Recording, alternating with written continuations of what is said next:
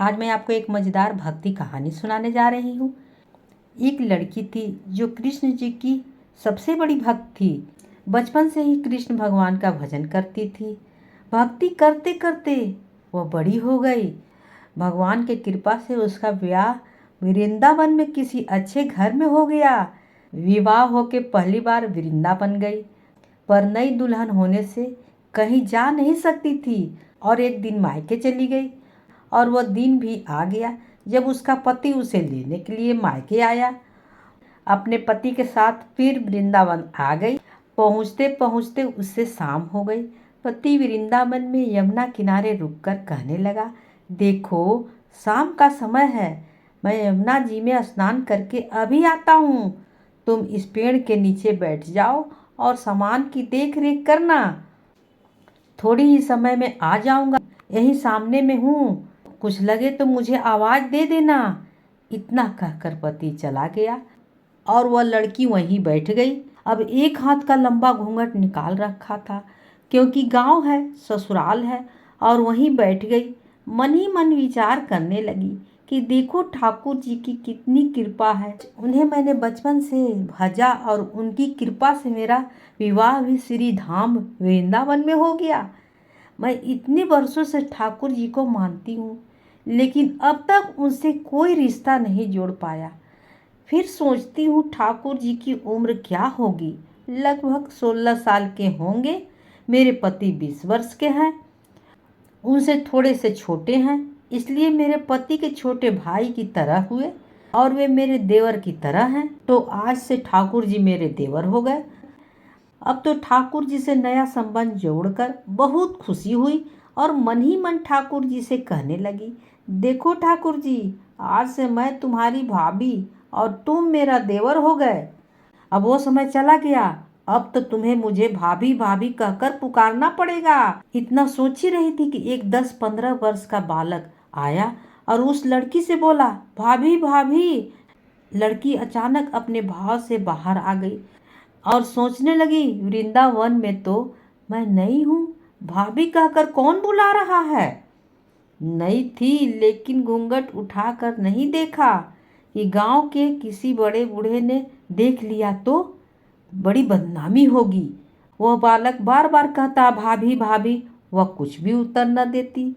बालक पास आया और बोला, भाभी तनिक अपना चेहरा तो दिखा दे। अब वह सोचने लगी, अरे ये बालक तो बहुत ही जिद कर रहा है, इसलिए कसकर घूंघट पकड़कर बैठ गई थी, कहीं घूंघट उठाकर देख न ले। लेकिन उस बालक ने जबरदस्ती घूंघट उठाकर चेहरा देखा और भाग गया। थोड़ी देर में उसका पति आ गया। उसने सारी बातें अपने पति से कह डाली। पति ने कहा, तुमने मुझे आवाज़ क्यों नहीं लगाई थी। लड़की बोली, वो तो इतने में भाग गया था। पति बोला, चिंता मत करो, वृंदावन बहुत बड़ा थोड़े ही है, कभी किसी गली में खेलते हुए मिल गया तो हड्डी पसली एक कर दूंगा, फिर कभी ऐसा नहीं कर सकेगा। तुम्हें जहाँ भी वो दिखे मुझे ज़रूर बताना। उसके बाद फिर दोनों घर चले गए। कुछ देर बाद उसकी सास ने अपने बेटे से कहा, बेटा देख तेरा विवाह हो गया है, बहू मायके से भी आ गई है, पर तुम दोनों अभी तक बांके बिहारी जी का दर्शन करने के लिए नहीं गए। कल जाके बहू को दर्शन करा लाना। अगले दिन दोनों पति पत्नी ठाकुर जी के दर्शन के लिए मंदिर जाते हैं। मंदिर में बहुत भीड़ थी। लड़का कहने लगा, तुम स्त्रियों के साथ आगे जाकर दर्शन करो, मैं भी आता हूँ। अब वो आगे गई पर घूंघट नहीं उठाई, उसे डर लगता कोई बड़ा बूढ़ा देखेगा तो कहेगा, नई बहू घूंघट के बिना घूम रही है। बहुत देर हो गई। पीछे से पति ने आकर कहा, अरे बाबली, बिहारी जी सामने है, घूंघट काहे नहीं, खोल घूंघट, नहीं खोलेगी तो दर्शन कैसे करेगी। अब उसने अपना घूंघट उठाया और जो बांके बिहारी जी की ओर देखा तो बांके बिहारी जी की जगह वही बालक मुस्कुराता हुआ दिखा तो एकदम चिल्लाने लगी, सुनिए सुनिए, जल्दी सुनिए, आइए इधर, जल्दी आओ जल्दी आओ। पति पीछे से भागा भागा आया और बोला, क्या हुआ। लड़की बोली, उस दिन जो मुझे भाभी भाभी कहकर भागा था वो बालक मिल गया। पति ने कहा, कहाँ है वो साला, कहाँ है, अभी उसे देखता हूँ। तो ठाकुर जी की ओर इशारा करके बोली, ये रहा, आपके सामने ही तो है। उसके पति ने जो देखा तो अवाक रह गया। और तुम धन्य हो, वास्तव में तुम्हारे हृदय में सच्चा भाव ठाकुर जी के प्रति है।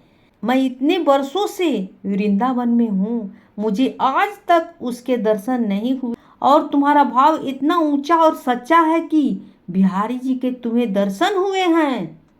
वो भाग कहाँ से तुमने पाया इतना बढ़िया, जो तुम्हारे भाग के साथ साथ मेरे भी भाग खुल गए रे बाबली। आज मुझे बांके बिहारी जी के तुम्हारे साथ दर्शन हो गए। इससे बड़ी भाग्य और क्या हो सकता है, जो हम दोनों को बिहारी जी की दर्शन हुई। अब क्या चाहिए, अब कुछ नहीं चाहिए। भगवान जब दर्शन हो गए, अब भगवान जब मिल गए, तो अब कोई आस नहीं बाकी रहा, सब कुछ पूरा हो गया। वाह रे भगवान, आज तुम्हारी दर्शन करके मैं गदगद हो गया हूँ, धन्य हो गया हूँ। मुझे क्षमा करे, कोई गलती हो गई हो तो भगवान। और वे दोनों अपने घर की ओर चल दिए। कहानी होती है समाज।